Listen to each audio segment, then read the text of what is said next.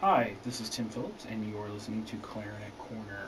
Today is a continuation of last week's discussion with Sabine Grofmeier and Mike Getz, and Sabina's here from Germany at Troy University this week, and she's doing lots of master classes, and she's doing a big recital at the end of her time here, and we're so glad to have you here. Thank you very much. One of the things that we talked about last time that I wanted to get into more was the difference between the German clarinet and the French clarinet, because most people probably don't realize that there are two different systems of clarinet. So can you talk us through the difference in that? Because I know you play the German clarinet, but I also saw you take my students' clarinets today and play them like it's no big deal. So tell me. It's a big deal. It is a big deal. I would never play Mozart concert with these French systems. It's not possible for me. Right. Tell me the difference.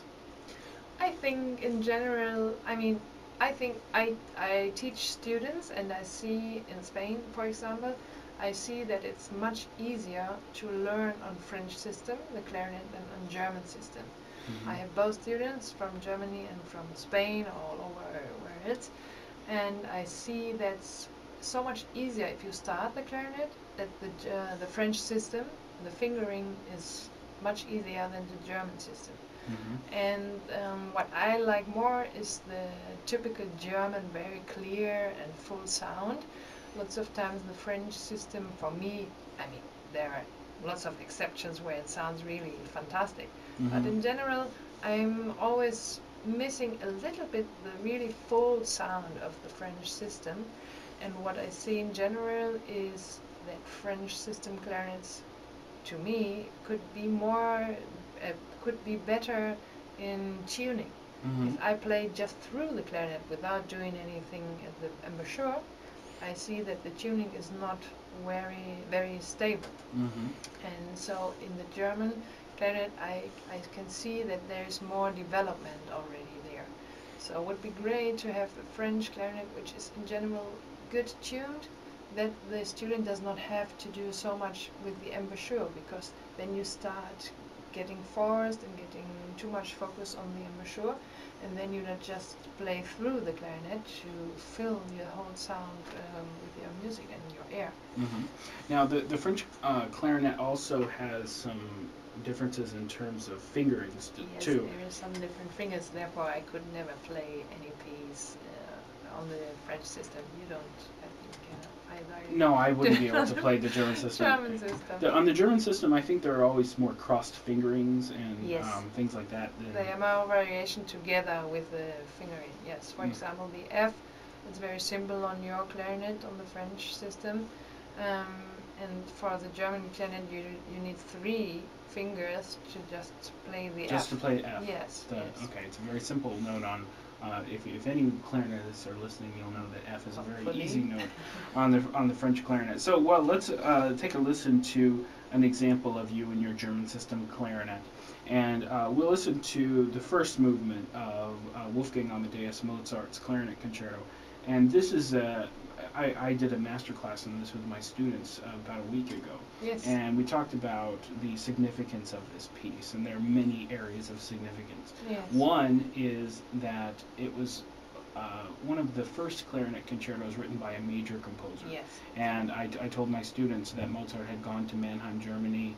He heard the great orchestra there, and he noticed, oh, there are clarinets in this orchestra. And so he came back, he forged a friendship with Anton Stadler, and then he wrote this great concerto. Yes. So that's significant because it brought the clarinet into the orchestra as a solo instrument. Yes. And then there's also the fact that this is it is the last concerto composed by Wolfgang Amadeus Mozart. It was composed in October, and he died in December.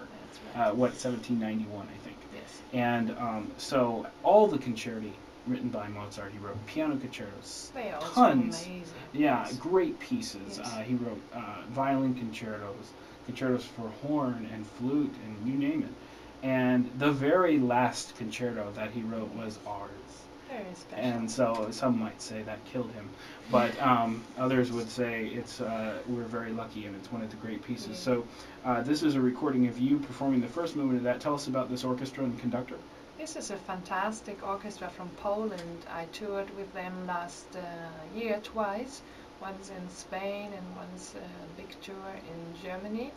and the conductor is Horst Sohm, and he's from Germany, and he just found me online, and he asked me if I could do 2 or 3 concerts together with this orchestra. It's the Copernicus Chamber Orchestra. And so I told him yes, I could do this, and I'm very pleased that you asked me.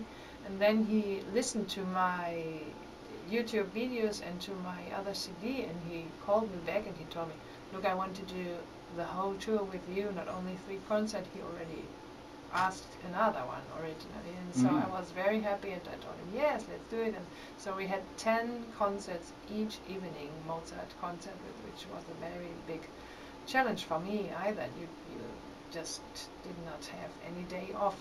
And this is a live recording, by the way, and we did this in Catalonia in Spain. And we had lots of fun, and with this, a part of this orchestra, I will go for a huge tour to Acapulco and Tahiti in January as well. Really? This coming January? Yes, yeah, we are doing a big tour there, and they play so alive. I really like this. We listened to this recording already in the car together with Mike, because we had 12 hours drive 12 to hours Troy. to get to Troy, Alabama. Sorry about that. So that was really fantastic, and he told me the same. Oh, they are playing so alive, so feel free to enjoy it. What are you going to play with them in January? Do you know?